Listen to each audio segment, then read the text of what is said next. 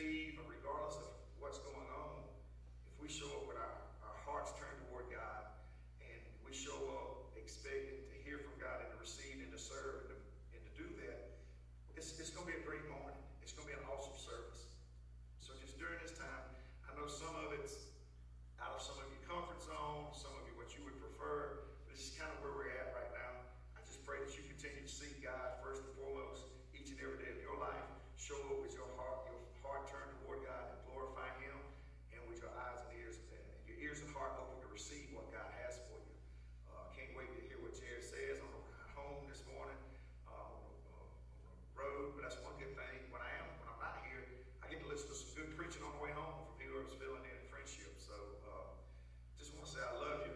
Have a blessed service this morning, and God bless. I was up here smiling. It's actually funny. That's the first time I knew there was a video. I didn't know it was about anything that Tony had said. But it's funny, what I'm going to talk about today is kind of along the lines of what Tony was talking about in that. But for y'all, definitely say a prayer for them. Definitely for a safe trip back. And Tony called me about 3:30 yesterday afternoon, and they were still on their way to West Virginia to watch Nate play last night. So it's a long drive, so definitely pray for them to have a safe trip back. Pray for their family. As Tony was talking about some internal struggles going on. Pray for him. Pray for calmness on that. Tony is a great pastor for this church, and we all love him. So just pray for him on that. So y'all have to excuse me, just being nervous, not used to being up here and all that. I am going to pace a lot. So if y'all have sore necks tomorrow morning, that's my fault, and I'll take the hit for that. I apologize. So when Tony called me earlier this week and asked me to step in for him this morning, I had a conversation with God. I asked him, God, what do you want me to talk about this week? Show me some kind of sign on what you want me to talk about. So 1-2 days kind of go by, nothing really stands out. And I was even talking to Abigail about, what I should talk about. So then I asked him again later on in the week, I asked him again, Lord, please show me a sign. What would you like for me to talk about? Still nothing. Another day goes by, still nothing. So I'm like, all right, well, let me slow down. Let me think about this for a second. Maybe I missed something. And so I kind of started going back through the week looking. I was like, no, there's nothing that really stood out. And then I was like, all right, let me look at this a different way. So instead of looking externally, let me look internally. For me personally, what do I need to hear? Not what I need to say to people, but what do myself personally, things that I'm going through, what do I need to hear? And then it hit me. Y'all have to excuse me if I get a little emotional. I am a big teddy bear, so it's going to happen. So being up here, being completely open and honest with y'all, which I believe is part of my testimony, the last few weeks I've been stuck in this rut within my life. And it's nobody's fault. It's just the stage of life that we're in. Less than 5 minutes in, I'm already crying. It's the stage of life that we're in, and it's nobody's fault. Most of you know, we have 3 very young, wild, rambunctious kids that 2 go to 2 different schools. 1 goes to a daycare. I have work, which is ridiculously busy right now. Cooking, cleaning, making sure the kids have clean clothes to wear, making sure bills are paid, trying to be a good husband, trying to be a good father. You fall into this rut, this autopilot type thing in life. And I know everyone here knows what I'm talking about. Everyone here has been through that stage in their life where they're just trying to survive to the next day. You go through each day trying to survive just to get through the next day trying to survive. We've all been there. We've all done it, whether it's school, classes, you're trying to get your homework done, having to take care of sick loved ones, or just you're working long hours because you're working long hours. Have y'all ever seen that movie Click? It's like the Adam Sandler movie from several years ago, where he has that little TV remote and he can pause his life. I think one time he mutes his wife during an argument and stuff like that. And he can fast forward through his life. At one time he fast forwarded through a dinner with his parents, which, let's be honest, never mind. My in-laws sitting right over there. I'm not going to say anything. Not them. It's not that I'm talking about. If my parents are watching, I love y'all very much, and I love spending time with y'all. But, like, he's having issues at work, so he says to the remote, hey, let me fast forward to when I get promoted. Well, that was, 6 months to a year, wherever it was. But then when he finally comes back or whatever, him and his wife are in marriage counseling. And his wife, his wife is complaining that he's on autopilot because, I don't know if you know anything about time travel because I'm an expert on it, but, everybody else has to stay in that time. I ain't even going to go into that. I ain't going to waste time with that. But he's on autopilot. So we tend to get like that. We tend to get on that autopilot where, like I said, we're just trying to survive to get through the day, to get through the next day, and then trying to survive that day. And we end up, a lot of things start going to the wayside. A lot of things, like I said, part of that was trying to be a good husband and father. Well, if you're just trying to survive, you're not focusing on being a good husband or a good father. You're just focusing on trying to survive that day. Also, most of the time, you're not spending the time with God that you need to be. Which, for me, that is what was happening with me. Like, I was just trying to survive, stuck in this rut. Work was crazy. Everything, the kids starting school, all that going on.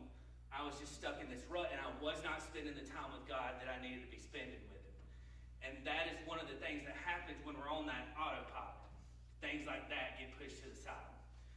So today we're going to be in Luke chapter 10, verses 38 through 42. Those are going to be the only verses we're going to be in today. We're going to talk about Martha and Mary.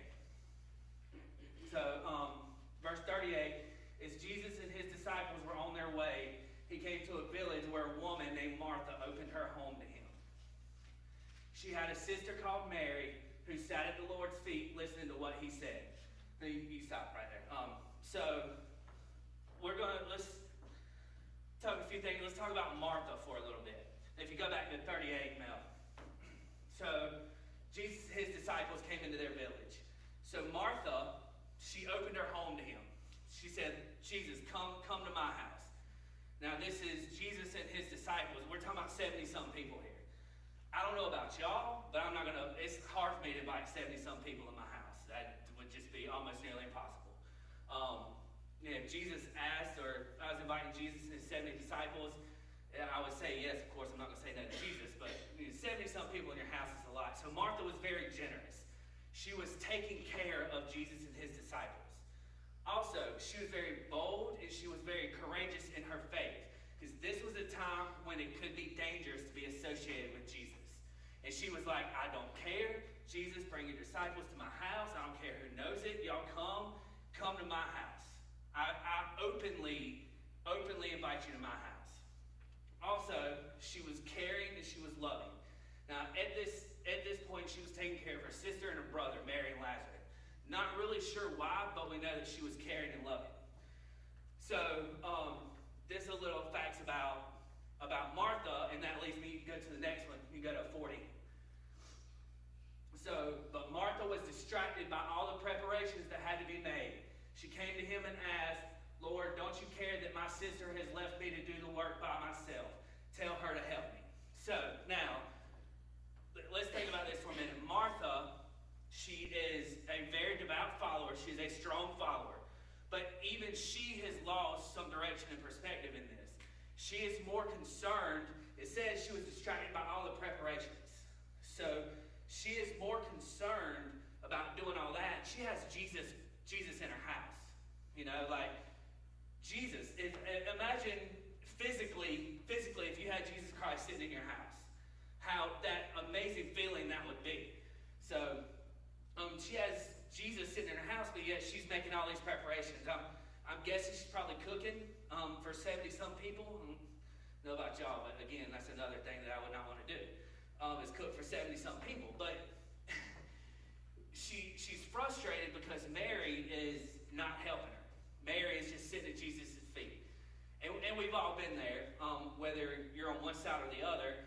Say it's a holiday, you got family coming over, and you're cleaning, cooking, maybe you got kids, you're making sure that they're dressed and everything, and your significant other is sitting in a chair watching football. So, you know how frustrating you want to walk up behind him or her and, choke them out. Like, nobody wants to be, nobody wants to be doing that much work by themselves, and it's even more frustrating when you see somebody who is more than capable of helping and they're not. So I say that Martha was so distracted by the preparations that she missed the point. She missed the point of Jesus sitting in her house. And then, and what I'm saying, where I'm getting at is that she kind of lost her perspective and her direction. And this is for all of us, especially me, even some of the strongest followers, we can lose our direction sometimes, where we're so caught up in serving, either serving others or serving ourselves, that we forget to be servants. We forget to be servants of God. So, we get so caught up in everything around us, paying bills, taking care of children, going to work and everything, of serving everything around us, till we forget to be good servants of God. And that is one of the things that is going on with Martha here. She is completely missing the point of Jesus being in her house. And go ahead, man. So, and Jesus answered, Martha, Martha, the Lord answered, or Martha, Martha, the Lord answered, you are worried and upset about many things, but few things are needed, or indeed only one. Mary has chosen what is better, and it will not be taken away from her. So, Jesus, he has this thing, so few things are needed. Jesus doesn't care about all the food that Martha's preparing. Martha's in there trying to do the turkey, the mac and cheese, baked potato, all that. She's trying to do all that. All she's really got to do is throw a buffalo chicken dip in the crock pot, call it a day. She doesn't have to do that much. Jesus is more concerned, and Jesus is happier and more pleased by Mary, who is sitting at Jesus' feet, listening to his teaching. And at the time, sitting at your rabbi's feet, it showed a sign of humility, and it showed everybody in the room, hey, this is my teacher, this is the one that I listen to. So Jesus wasn't concerned with what Martha was doing as far as like the preparations go. He was more pleased with Mary. So, Jesus is the type, he would much rather feed than be fed. Jesus is not concerned about the food that you're going to serve him or anything like that. He was pleased with Mary because Mary was the one listening to his word. So, now, I lost my place, sorry. So, this goes back to me, talking about me being in that rut. So, again, like I was telling you, I was just on this autopilot. When people would ask me how I was doing, it's like, oh, it's life, just life, but not in a good way. So, what it took for me, Thursday night, Abigail and I, we took our kids to the Greenwood County Fair. We knew it wouldn't be that busy on Thursday night, and we decided to go. And when we walked in, and Abigail and I know it's just a bunch of cheap rides that you can put on a trailer and be gone in an hour if you have to be. But our three kids were like so excited with the lights and the lights and the rides and everything. They were running around screaming and just, it was everything. And so we're walking, and they're kind of walking in front of us, just all excited.